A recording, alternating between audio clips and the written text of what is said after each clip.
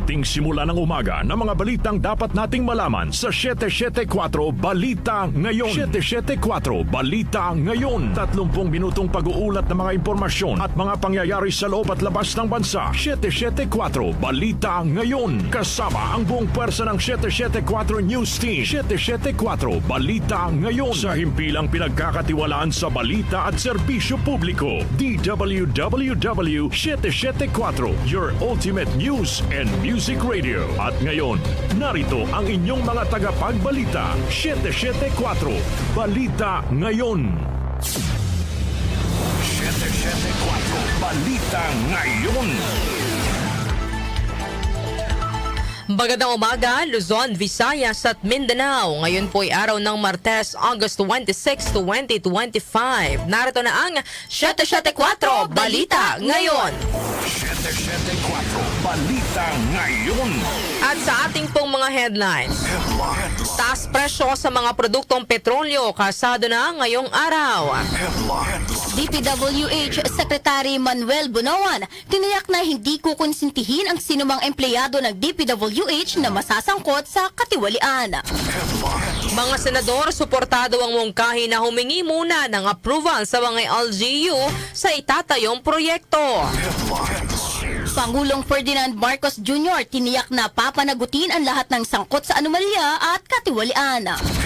National Maritime Council pumalag sa pahayag ng China sa social media na pag-aari nila ang Batanes.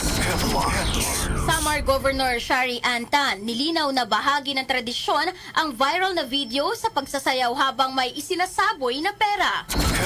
Sa atin namang Metro News, lungsod ng Maynila nakapagtala na ng mahigit 200 kaso ng leptospirosis.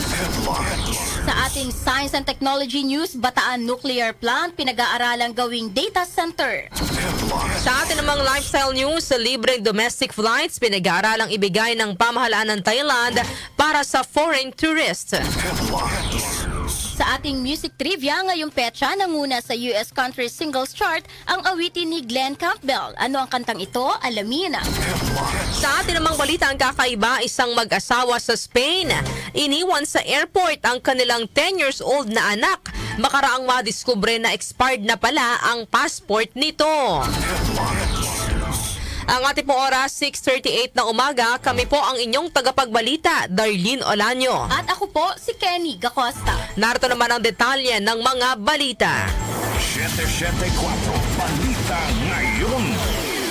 Epektibo na ngayong araw ang taas presyo sa mga produktong petrolyo. Sa abiso ng mga kumpanya ng langis, nakasaad na tumaas ng 70 centavos ang presyo ng kada litro ng gasolina, habang 50 centavos naman ang aumento sa kada litro ng diesel.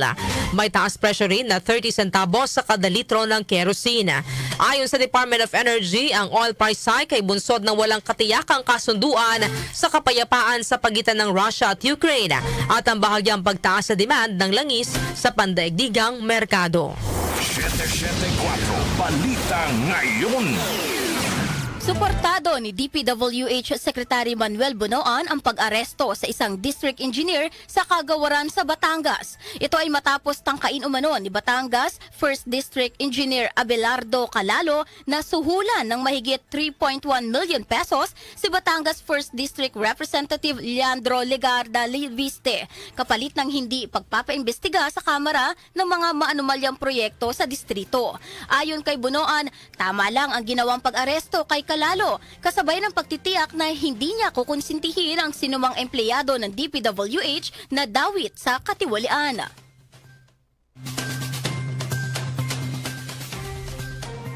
Sa kanila, pagka ganyan ang ginagawa nila, they will be meted the necessary sanctions. So kaya kung anong pananagutan po nila, either administratively or criminally, bahala po sila sa buhay nila dyan kung gusto nilang gawin ng mga ganyan. Pero I will not tolerate po ganyan ng asal ng mga district engineers sa department.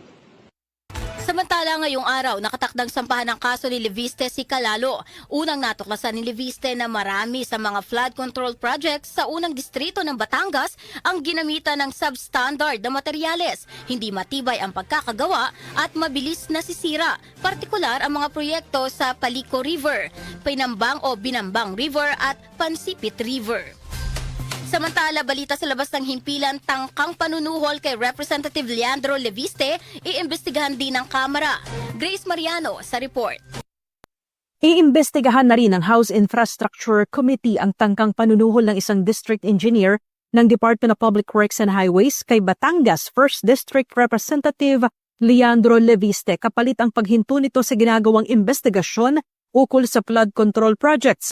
Sinabi ito ni Bicol Saro Party List Representative Terry Ridon na siyang chairman ng House Committee on Public Accounts na kabilang sa 3 komite na bumubuo sa House Infracom na siyang magsisiyasat sa palpak at maanumalyang flood control projects. Ayon kay Ridon, hihingi sila kay Leviste ng iba pang mga detalye ukol sa insidente. Dagdag pa ni Ridon, iimbitahan din nila ang lahat ng mga kaukulang individual para makapagbigay ng dagdag pang mga impormasyon. Ito si Grace Mariano para sa DWWW 774, your ultimate music radio. Maraming salamat, Grace Mariano. Balita ngayon. Suportado ng mga senador ang nais ni Pangulong Ferdinand Marcos Jr. na ibalik sa dati ang sistema sa mga ipinatatayong proyekto partikular ng DPWH kung saan hihingi muna ito ng permiso o approval mula sa mga lokal na pamahalaan. Ayon kay Senador J.B. Ejercito, sang-ayon siya na dapat alam ng mga LGU ang mga proyekto upang maiwasan ang mga maanumalyang ghost flood control projects. Tinukoy ng senador na sa ngayon ay District Office at DPWH districts lang ang nakakaalam ng mga proyekto.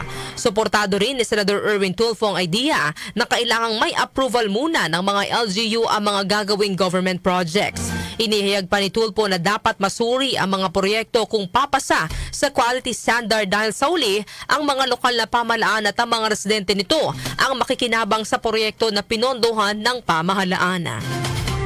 Samantala, mga kumpanya na dating pag-aari ng mga politiko, ipagbabawal na sumali sa mga government project. Conde Batak sa detalye. Itutulak ni Senator Sherwin Gatchalian na ipagbawal ang mga kumpanyang dating pag-aari ng mga politiko na lumahok sa mga government infrastructure initiatives, katulad na lamang ng mga flood control projects. May mga lumutang na ulat na kung saan ang mga politiko mismo ang umaaktong kontraktor para sa infrastructure projects na pinondohan ng gobyerno at ikinabahala nito ang pagkakaroon ng conflict of interest at patuloy na katiwalian sa national budget process. Mag-aayon si Gatchalian ng panukalang batas para ipagbawal ang mga dating kumpanya ng mga politiko na sumali sa mga kontrata ng gobyerno at inaasahang magiging daan para sa reforma at paglaban sa katiwalian. Tinukoy ng senador na ang pag-divest o paglipat ng mga politiko ng kanilang mga ari-arian at negosyo ay isa lamang convenient excuse para patuloy na makasali sa mga government projects. Batid ng mababatas na malaking hamon ito dahil sa 9,000 na proyekto ay puro flood control projects lang at hindi pa kasama rito ang mga kalsada, highways at iba pang infrastruktura. Conde Batak ng DWWW 774, your ultimate music radio. Maraming salamat, Conde Batak. Balita ngayon. Samantala, nanindigan si Pangulong Ferdinand Marcos Jr. na panahon na para wakasan ang malalim na sugat ng korupsyon sa bansa.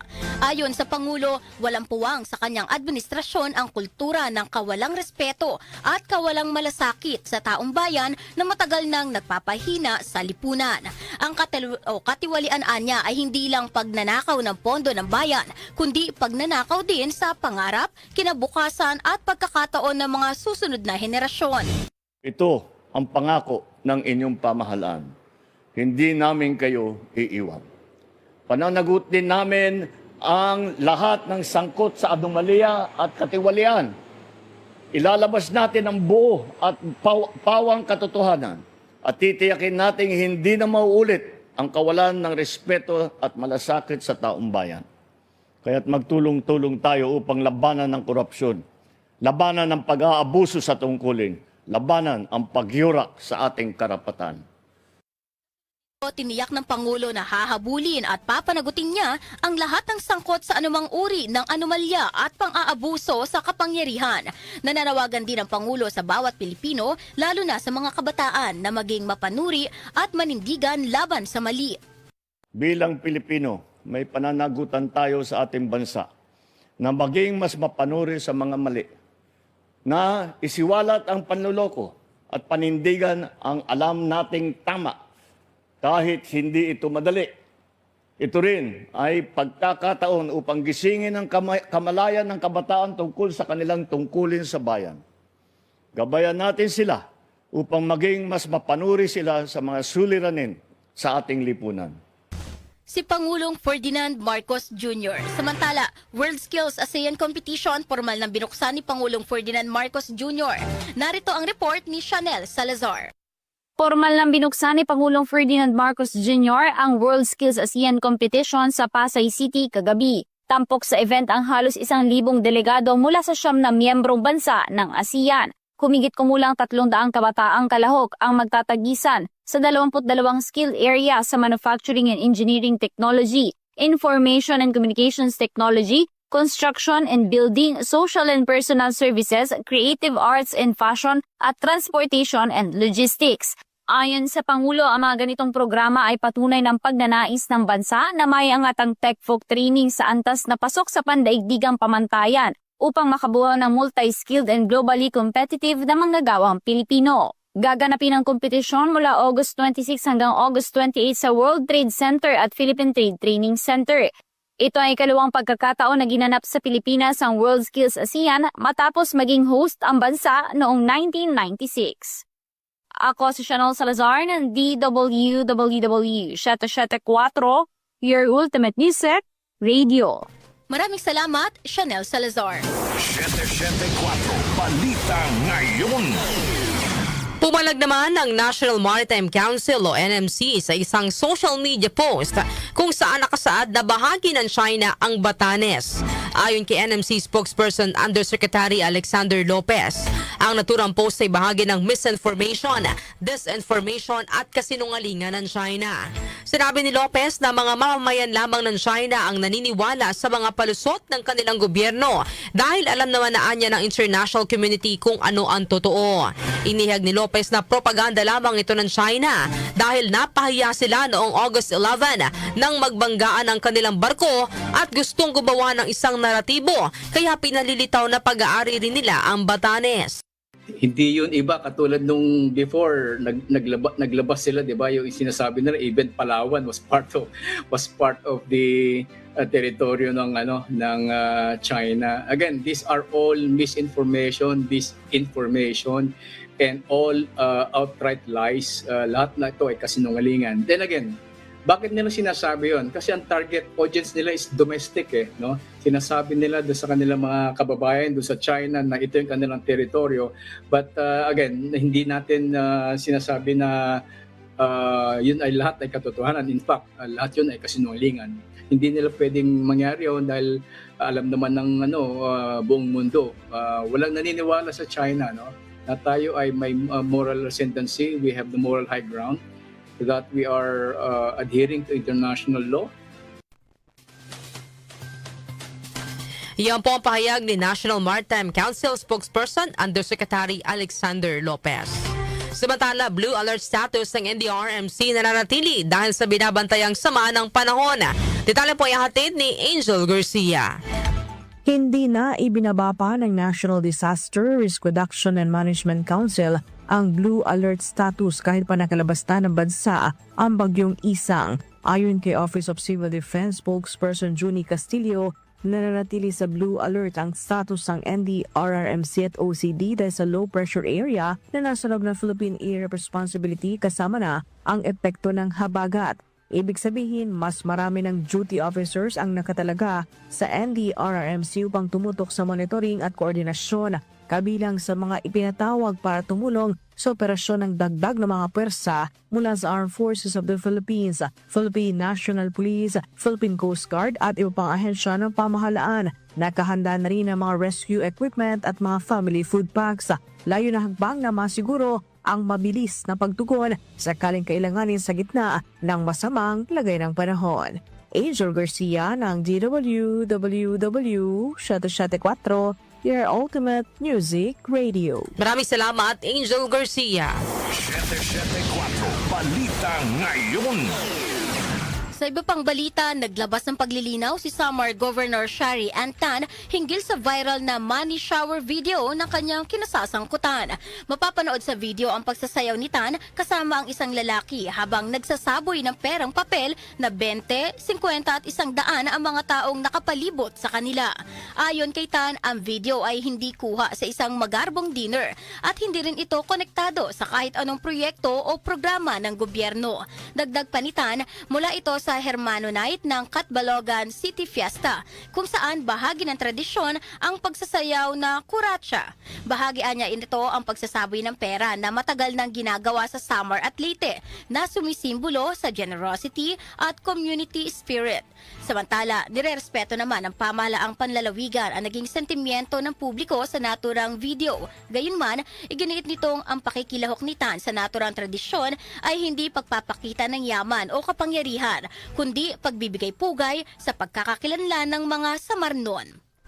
Samantala, iba pang balita, mga patakaran at polisiya ni Pangulong Ferdinand Marcos Jr. sa West Philippine Sea dapat suportahan ng sambayanang Pilipino. Gina Mape sa report. Patuloy ang panawagan ng isang grupo ng mga kabataan sa sambayanang Pilipino na suportahan ang mga patakaran at polisiya ng Administrasyong Marcos sa West Philippine Sea o WPS. Hinihikayat ng grupong Filipinos Do Not Yield Movement o FDNY ang mga mamamayan na magkaisa, tumindig at labanan ang pambubuli ng China sa karagatang saklaw ng Bajo de Masinloc sa Zambales. Tinukoy ng FDNY ang insidente ng panghaharas at pambubomba ng tubig ng China Coast Guard G104 sa mga barko ng Philippine Coast Guard sa naturang lugar noong Agosto 11.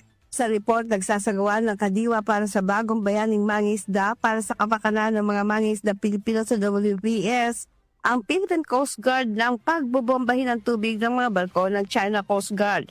Mariing kinukundina ng grupo ng mga kabataan ang paninisi ng China sa Pilipinas matapos nga salpukin ng China Coast Guard Vessel 3104 ang sarili nilang barko na China People's Liberation Army Navy Ship 164 sa Bajo de Masinloc. Malinaw nila na ito ay pagpapakalat ng maling impormasyon, pagbaluktot sa katotohanan upang magtanim ng duda sa isipan ng mga mamamayan, mga opisyal ng pamahalaan at mga sundalong Pilipino sa West Philippine Sea. Naninindigan ang Filipinos Do Not Yield Movement na ipagpapatuloy ang kilos protesta hanggat hindi ginagalang at kinikilala ng China ang ruling ng United Nations Convention on the Law of the Sea o UNCLOS noong July 12, 2016 na Arbitral Tribunal Awards sa WPS. Napapanahonaan nilang magkaisa ang mga Pilipino upang igiit ang karapatan at soberenya ng Pilipinas sa West Philippine Sea. Ako si Gina Mape ng DWWW, Shata 4, your ultimate music radio. Maraming salamat, Gina Mape. 774 Balita Ngayon. Ang ating pong oras, 6 na minuto bago mag-alas 7 ng umaga. Kami pa rin po ang inyong tagapagbalita, Darlene Olanyo. At ako naman po si Kenny Gacosta. 774 Balita Ngayon. Metro News. Sa atin namang Metro News, sa abot na sa 260 ang kumpirmadong kaso ng leptospirosis sa lungsod ng Maynila. Ang naturang bilang ay batay sa datos ng 6 na ospital sa lungsod hinggil sa mga pasyenteng tinamaan ng leptospirosis ng ganitong Biyernes, August 22.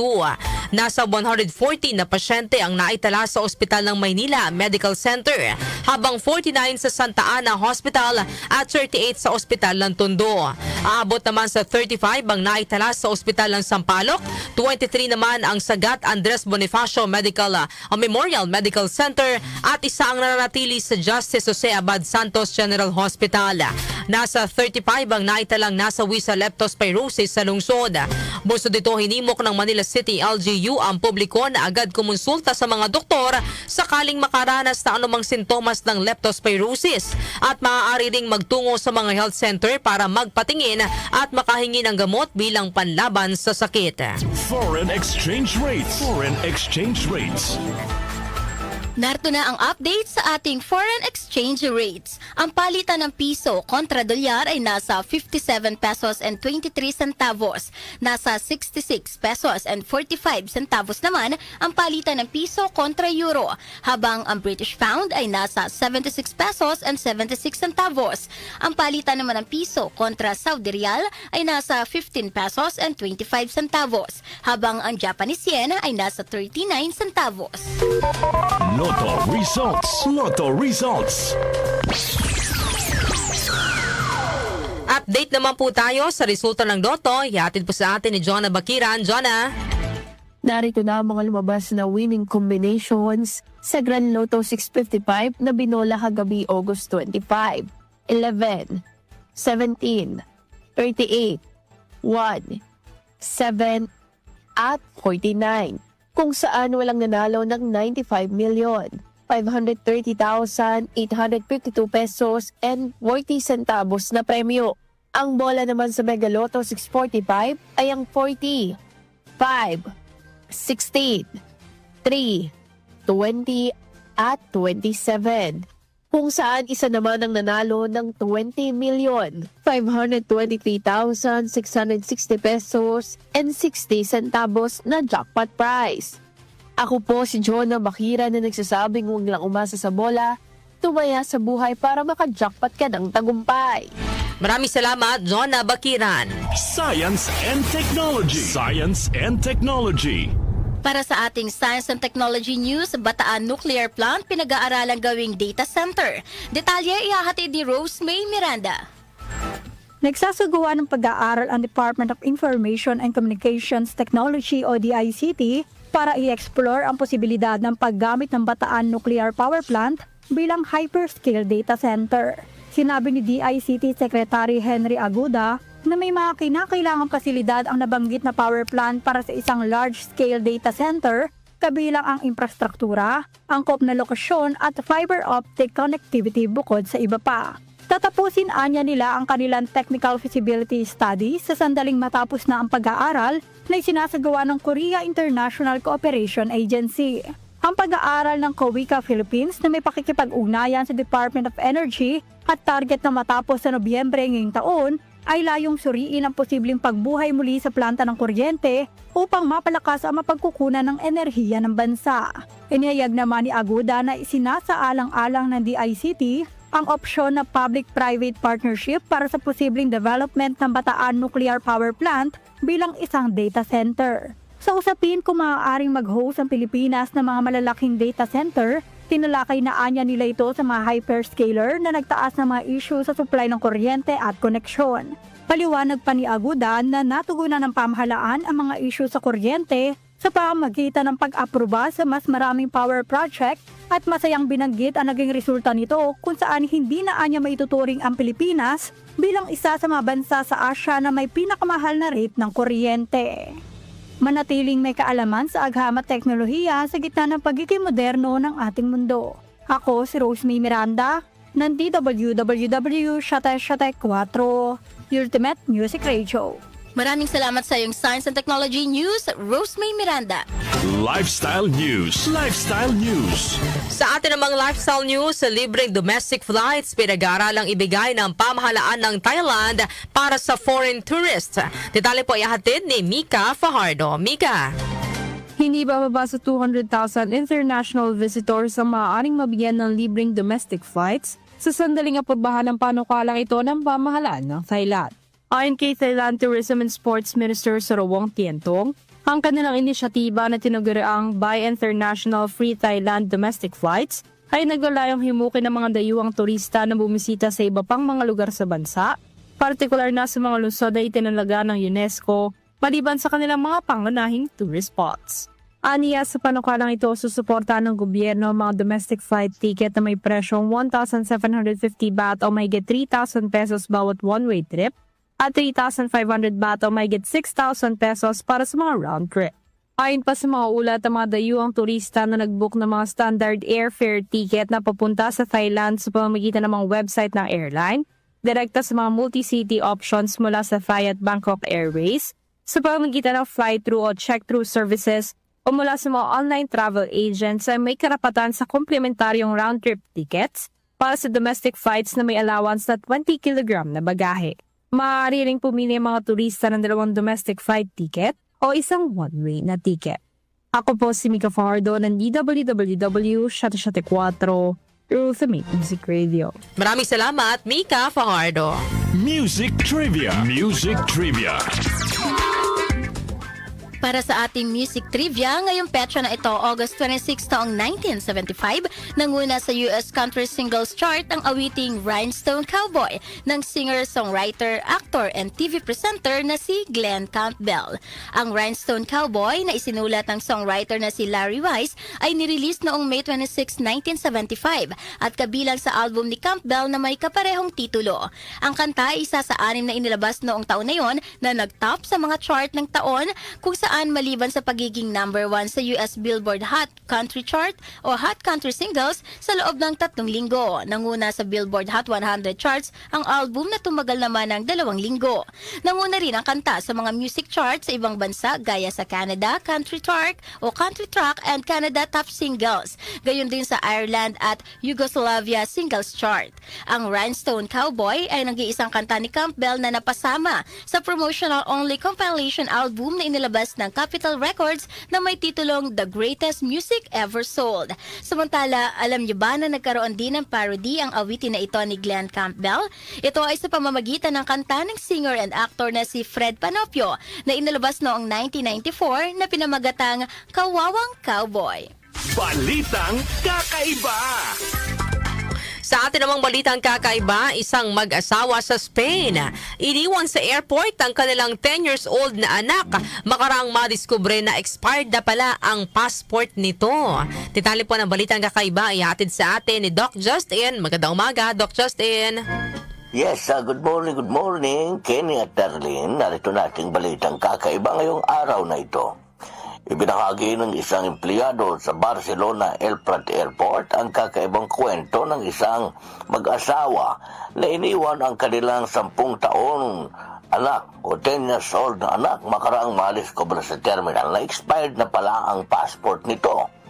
Ayon kay Lilian Limastin, Air Traffic Controller, ang inaasikaso niyang papalis na sanang eroplano patungong Casablanca, Morocco, ay nakatanggap siya ng emergency message na nagsasabing huwag munang paalisin ang eroplano dahil may bata na natagpo ang pag-gala-gala sa terminal. Una munang inanunsyo sa loob ng airport ang tungkol sa bata sa pag-asang lilitaw ang kanyang mga magulang, ngunit hindi nagpakita ang mga ito. Nang tanungin ng airport staff ang bata kung nasaan ang kanyang mga magulang, doon na pag-alaman na nasa loob na ng eroplano na patungong Casablanca ang mga magulang nito at iniwan umano siya sa airport. Dinipensaan naman ng mga magulang ang ginawa nila sa kanilang anak at sinabing sa halip na kansilahin ang kanilang bakasyon na patagalan nilang pinagplanuhan ay nagdesisyon na lang silang iwan sa airport ang kanilang anak. Pero may tinawagan naman silang kamag-anak na susundo dito. Inihayag pa ni Lilian na naniniwala ang mga magulang ng bata na normal lang ang kanilang ginawa pero ibang pananaw ng mga otoridad kaya naharap sila ngayon sa reklamong pag-abandona sa kanilang anak at pagiging dahilan ng delay ng flight. Nago, kawawa naman tong bata, Noy. Hanap ka na lang ng ibang magulang. Hindi. Pero alam mo, kung ako naman, hindi ko ipagpapalit din yung kaligtasan ng anak ko. Alam nyo palang aalis kayo, ba't di nyo chinek ng mabuti ang mga dokumento? Wala namang doon, di ba? Walang kasalanan yung bata. Problema kung na-check sana ang dokumento ng pasaporte o kailangan sa pagbiyahe. Inisip lang itong mga bulog ng sarili nila. Sana wala nang ibang gumayang ganitong magulang, ha? Alright. Ako, si Doc Justin. Just out na ko. Thank you! Maraming salamat, Doc Justin, sa ating balitang kakaiba. So ayan na mga kanyusik, bago tayo matapos sa ating balitaan muli no, partner Kenny, yung sa ating handog sa ating mga lolo at lola para po sa ating Grandparents Day celebration, yung ating Grand Hangout, Grandparents Appreciation Day sa September na po yan. Lapit na. Yes, kung kayo ay may ka-look-alike na celebrity o yung sino mang kilalang personalidad, maaari po kayong sumali dito sa amin. Ano pa ba yung mga kailangan na Beshi Kenny? Syempre, kailangan magpadala po kayo sa aming email ng ganito po, picture na kung sino yung gusto po ninyong gayahin na celebrity and video kasama din yung sa magiging talent ninyo. Correct. Na gagawin nyo sa araw na yon. It's either kumanta kayo, as usual, yata yung mga nakaraang, di ba, talent contest, or ngayong pagkakataon po na to ngayong taon, maaari naman na, wag naman puro kanta, maaari kayong tumula, sumayaw, magpinta, o kung ano man pong unique talent na mayroon kayo. Ngayon po ay sky's the limit tayo sa ating talent Kasi dati, portion. diba, dahil nga, siguro ilang taon din tayo na singing yung singing talent contest. talaga na ipini-feature natin. Marami nagsasabi na, hindi ako marunong kumanta, pero gusto kong sumali. True, So, ito na po yung pagkakataon. Kung mayroon po kayong talent sa pagsayaw, marunong po kayong tumula, marunong kayong magpinta, ayan, pwedeng-pwede po kayo dito. At yung sa usapin naman po na mayroon kayong kamukha na celebrity, hindi naman po ibig sabihin Specifically na na kamukha. literal. Literal na kamukha ninyo yung inyong gagayahin. Pwede nyo pong gayahin lang sa pamamagitan ng daanin sa makeup, Buhok, hairstyle. buhok, kung mayroong iconic na hairstyle, mayroong damit. iconic na damit, yun, gayahin nyo po para po maging kamukha ninyo yung certain celebrity o yung kilalang personalidad na gusto nyo pong gayahin. So, ayan po ang inyong audition video, ang inyong picture ay ipadala po, i-email sa www.774online@gmail.com. Malay nyo po, kasama na po kayo doon sa mapipili na makakasama po namin sa aming Grand Hangout, Grandparents Appreciation Day sa September na po yan. So mga kanyusik naming lolo at lola, sali na po kayo. Excited na kami makasama muli kayo. Every year lang to. Once a year lang to, di ba? Yes. Partner? Kaya super excited kami. Ay, padala na po kayo ng inyong audition video. Join na mga ka-music po naming lolo at lola. So ayan ang mga ka-music, ang mga may init na balita ngayong araw po ng Martes, August 26, 2025. Kami po ang inyong tagapagbalita, Darlene Olanyo.